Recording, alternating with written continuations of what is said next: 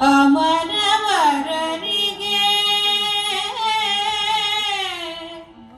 ಶ್ರೀ ಗಜಾನನಂದ್ರಿಗೆ ರಘುತಲಿ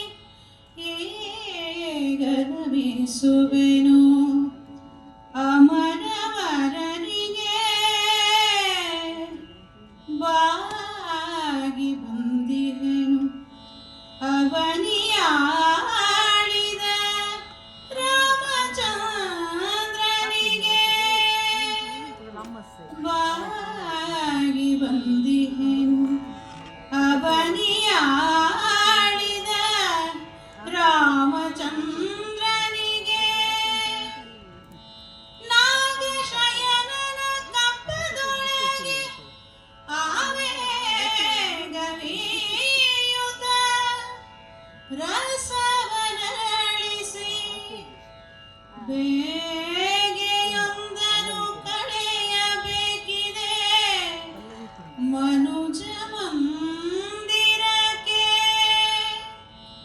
ನಾಗಶಯನನ ಕಪ್ಪದೊಳಗೆ ಆವೇಗವೀಯುತ ರಸವನರಳಿಸಿ ಬೇಗೆಯೊಂದನು ಕಳೆಯಬೇಕಿದೆ ಮನುಜ ಮಂದಿರಕ್ಕೆ.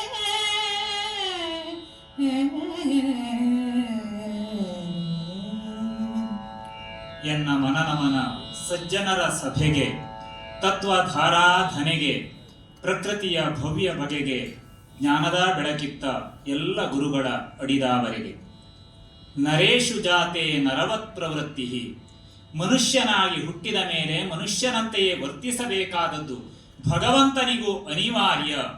ಈ ನಿಯಮವನ್ನ ಬದುಕಿನ ಉದ್ದಕ್ಕೂ ತೋರಿಸಿದವ ರಾಮಚಂದ್ರ. ಅಯೋಧ್ಯೆಯಲ್ಲಿ ಆತನ ಜನನವಾದದ್ದೇ ಒಂದು ವಿಶಿಷ್ಟವಾದ ಸಂದರ್ಭದಲ್ಲಿ. ಸೂರ್ಯವಂಶ ಇನ್ನೇನು ಮುಗಿದು ಹೋಯಿತು, ದಶರಥನಿಗೆ ಮಕ್ಕಳೇ ಇರಲಿಲ್ಲ ಎನ್ನುವಂತಹ ಕಾಲದಲ್ಲಿಯೇ ಪುತ್ರ ಕಾಮೇಷ್ಟಿ ಯಾಗವನ್ನ ಗುರು ವಸಿಷ್ಠರ ಆಜ್ಞೆಯಂತೆ ಮಾಡಿರುವಂತಹ ಆ ದಶರಥ ಮಹಾರಾಜನಿಗೆ ಪುತ್ರ ಸಂತಾನವಾಗುವಂತಹ ಕಾಲ ಒದಗಿ ಬಂದಾಗ ಕೌಸಲ್ಯೆಯ ಗರ್ಭವನ್ನ ಮಹಾವಿಷ್ಣುವೇ ಪ್ರವೇಶ ಮಾಡಿದ. ಒಂದು ಮಗುವಿಗಾಗಿ ಹಂಬಲಿಸಿದಂತಹ ದಶರಥ ಮಹಾರಾಜನಿಗೆ 4 ಜನ ಪುತ್ರರು ಜನಿಸಿದರು. ಹೀಗೆ ಜನಿಸಿದಂತಹ ಆ ಮಕ್ಕಳಾದರೂ ಲೋಕ ಕಲ್ಯಾಣವನ್ನ ಬಯಸುವವರಾಗಿ ಸೂರ್ಯವಂಶದ ಘನತೆಯನ್ನ ಎತ್ತರಿಸುವವರಾದರು. ಅದರಲ್ಲಿಯೂ ಕೂಡ ರಾಮನಾದರೂ ರಾಮಚಂದ್ರ ಪೂರ್ಣಿಮೆಯ ಚಂದ್ರನಂತೆ ಶೋಭಿಸುತ್ತಾ ಇದ್ದ. ರಾಮ ಎನ್ನುವ ಶಬ್ದಕ್ಕೆ ಅರ್ಥವನ್ನೇ ಆ ಬಗೆಯಲ್ಲಿ ಹೇಳಿದವರಿದ್ದಾರೆ.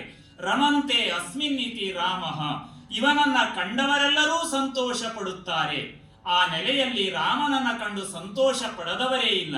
ರಾಮನಿಗೆ ಪಟ್ಟಾಭಿಷೇಕ ಮಾಡಬೇಕೆಂದು ದಶರಥ ಮಹಾರಾಜನು ಯೋಚಿಸಿದ ಸಂದರ್ಭದಲ್ಲಿಯೇ ಗೂನುಬೆನ್ನಿನ ಮುದುಕಿಗೊಬ್ಬಳಿಗೆ ಅದು ಇಷ್ಟವಾಗಲಿಲ್ಲ ಎನ್ನುವ ಕಾರಣದಿಂದ ಕೈಕೇಯಿಯ ಬಾಯಿಯಿಂದ 2 ವರಗಳನ್ನ ಆಕೆ ಕೇಳಿಸಿದಳು.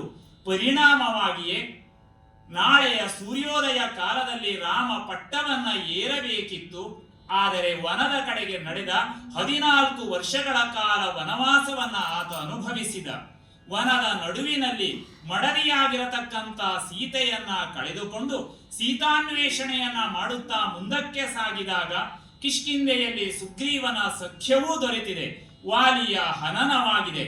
ಮುಂದೆ ಆ ಹನುಮನು 100 ಯೋಜನ ವಿಸ್ತೀರ್ಣದ ಆ ಸಾಗರವನ್ನ ದಾಟಿದಂತಹ ಸಂದರ್ಭದಲ್ಲಿ ಸೀತೆ ಲಂಕೆಯಲ್ಲಿದ್ದಾಳೆ ಎನ್ನುವುದನ್ನ ಅರಿತಂತ ರಾಮಚಂದ್ರ ಕಪಿಸೇನೆಯ ಜೊತೆಯಲ್ಲಿ ಲಂಕೆಗೆ ಹೋಗಿ ಆ ಲಂಕೆಯಲ್ಲಿರತಕ್ಕಂಥ ರಾವಣ ಕುಂಭಕರ್ಣಾದಿ ಅಸುರರನ್ನ ಸಂಹರಿಸಿ ಮತ್ತೆ ಅಯೋಧ್ಯೆಗೆ ಹಿಂತಿರುಗಿ ಬಂದು ಅಯೋಧ್ಯೆಯ ಪಟ್ಟವನ್ನ ಏರಿ ಅದೆಷ್ಟು ಕಾಲ ಕಳೆದು ಹೋಯಿತು.